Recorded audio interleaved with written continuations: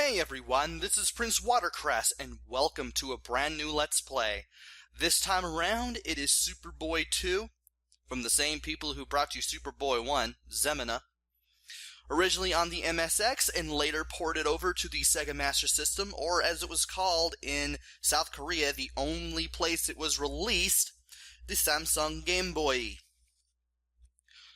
This game is basically the same as Superboy 1, right down to controls.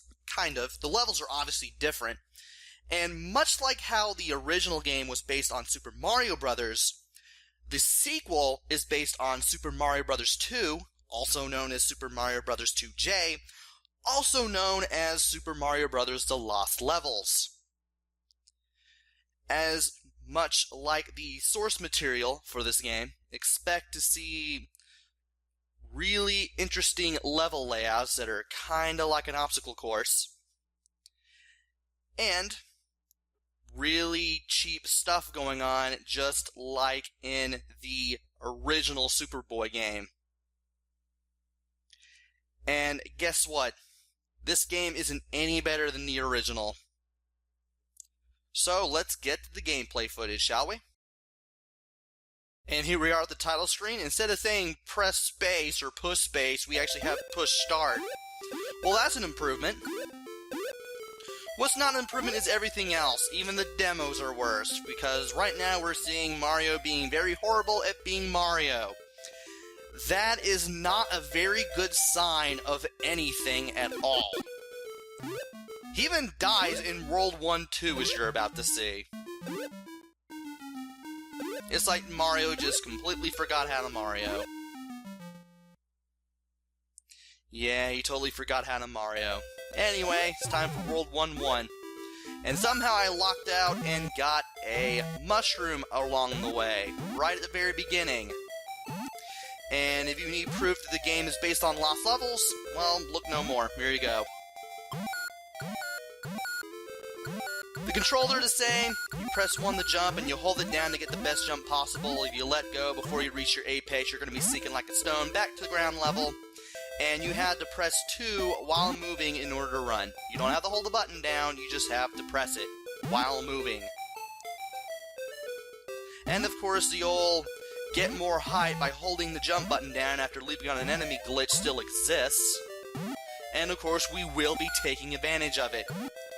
Also, we're getting bottomless pits and those little platforms that fall when you stand on them showing up right away. And of course, we will be dealing with them in World 1-2 as well. At least here we won't be dying because we know what to do, thanks to our expertise in the previous game. So this game is basically using the same engine as Superboy 1. The only real difference I've noticed is that coins don't really count as solid objects to enemies anymore. Enemies can now pass through coins that are just sitting there in the air. It should also be of note that during World 1-2 there are several opportunities to walk on the ceiling. We had one right there, and we're going to have one right here as well, and you can use that to skip several parts of the level, making it easier. Please take advantage of it because this game can be very cheap at times. World 1-3, just like in the original Superboy, we have a lot of mid-air platforms as well as these little island platforms coming from beyond the bottomless pit here. And we also have the Koopa paratroopers flying towards us pretty early. And there's that glitch involving the jump from the original game that I mentioned. Once again, we will be taking advantage of that. And you can see that the Koopa is passing through those solid coins just fine. At least they fixed that. Considering that this is just a straight port from MSX all the way to the Sega Mark III, also known as the Master System or the Samsung Game Boy. And we're now at World 1-4. Once again, you want to take it slow with these Potaboos here. That way you can jump clear over them. And there's one part where you got a long pit, and you got 2 Potaboo in it. And I'll mention that part when that time comes. And I believe it's over here. You want to have both of them on screen. And you want to make a long running jump where you hold the 1 jump button And you want to make that jump as soon as that first Podoboo goes down. As you're jumping, the second one will also start going down. You'll miss it. And you'll eventually land right on the other side of that little pit there. As for Bowser, you just handle him like you do in the original game. Just make a big, long-running jump clear over him. Again, don't run under him because you will take a hit if you do.